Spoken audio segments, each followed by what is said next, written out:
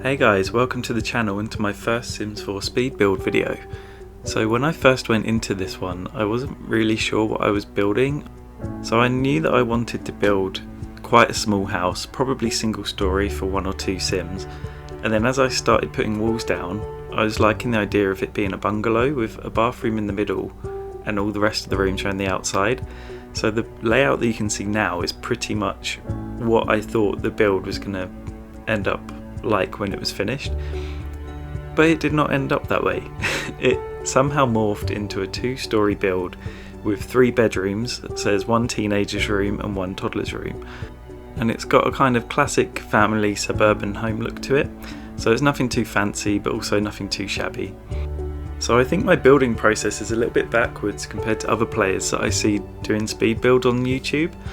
So when I see other players, they tend to usually start with the exterior of the build and get the full exterior sorted before moving on to the interior walls and layout. Now I've been playing since The Sims 1 and I've mainly been building since The Sims 2, and the whole time I've been playing I usually build floor by floor, so I'll get the ground floor sorted and then kind of have to work the second floor around it.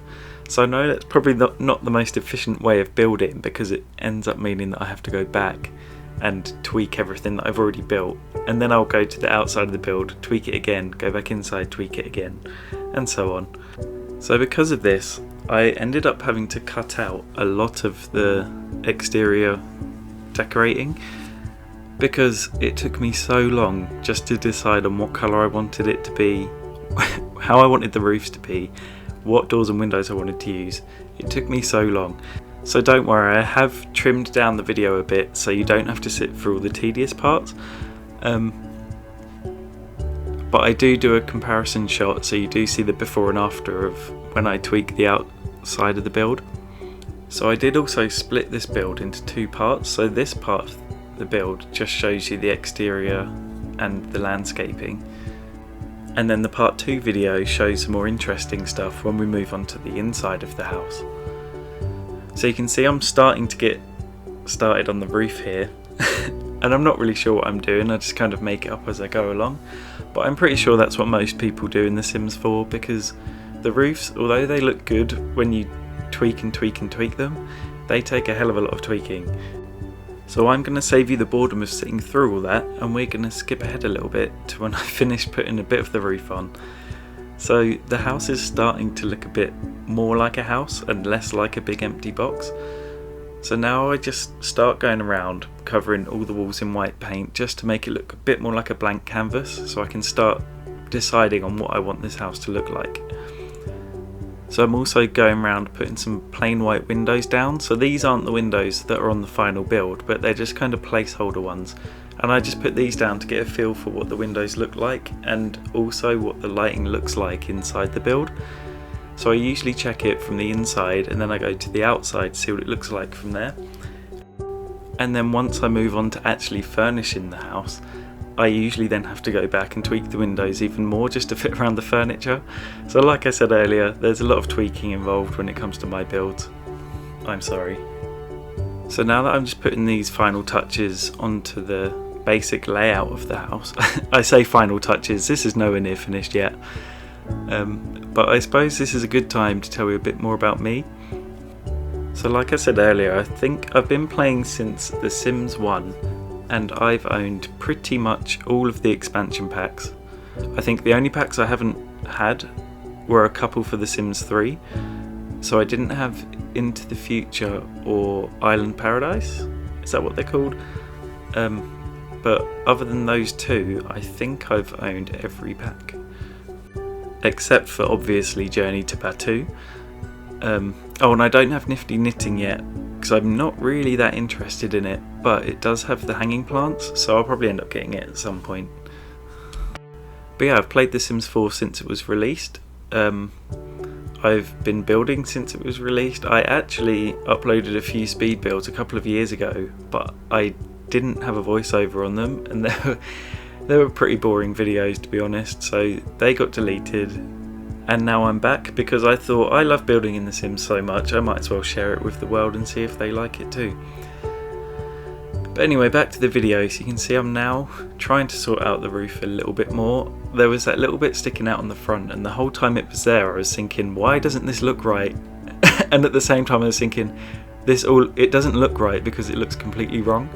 So I ended up dragging that part over, and it just helps make the whole front of the house look more finished off and balanced.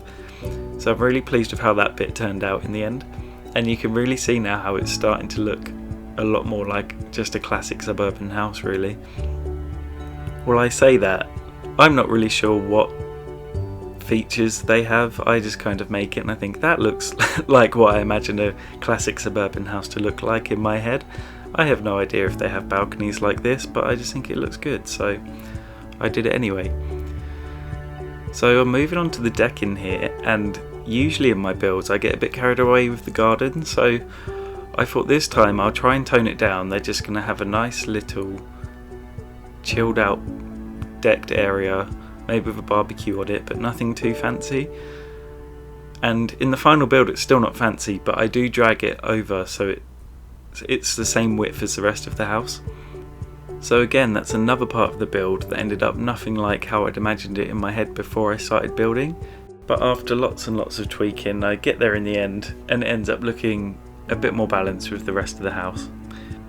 So now that's the basic shape and layout of the build finished. I'm just going to show you the before and afters. So this is before I tweak it,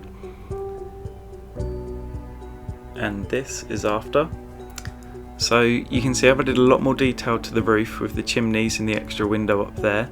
I also decided on that classic grey colour because you can't go wrong with grey, and I've decided on the seasons doors and windows just to help bring it all together.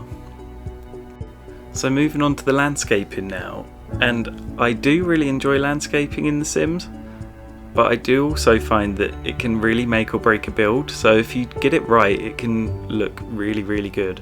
But if you get it wrong, you can have a really, really good build, but if the landscaping around it looks terrible, it can just ruin the whole thing. So I'm just going around the rest of the house now because it was all quite clean and clinical looking, so I just wanted to add a bit more greenery to it to look a bit more lived in. So if you're ever wondering how to improve the look of a suburban house, I always just recommend just throw more plants at it, and that usually helps. I'm just adding a few more finishing touches to the rest of the house. I always find actually painting the terrain is the most difficult part for me. I feel like it should be an easy thing, but I can just never seem to get it to look right for some reason. So here you'll see what I mean when I say I have to always go back and tweak things, or I just get distracted because like here I'm supposed to be landscaping the front of the house and I'm like, hang on, let me just put a chair here and let me just put a table here, or actually let me just put a couple of lights here, and then I'll eventually go back to carrying on with what I was actually intending to do. So I'm just putting those final touches on the front of the house, and that pretty much brings us to the end of the video. So I'm just going to show you one last shot of the outside of the house now that it's finished, and if you just look through the windows you might be able to see a little sneak peek of what's to come in part 2. But if you've enjoyed this video or have any comments you'd like to make, please feel free to give me a like or a comment down below. I'd be really interested to see what you think of the build. If there's any way you think you could change it or improve it, I'd like to know. But yeah, that's it for today, so enjoy the rest of your day, whatever you end up doing, and I'll see you all next time.